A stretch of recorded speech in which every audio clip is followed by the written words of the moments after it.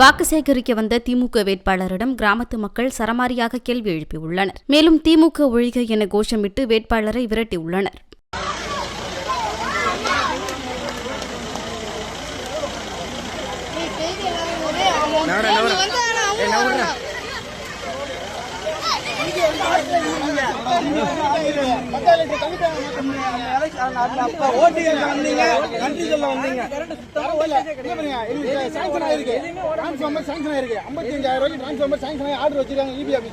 இன்னும் போடல எதுக்காக போடல லோ வோல்டேஜ் ப்ராப்ளம் 50 வாட்டி மனு கொடுக்குறாங்க.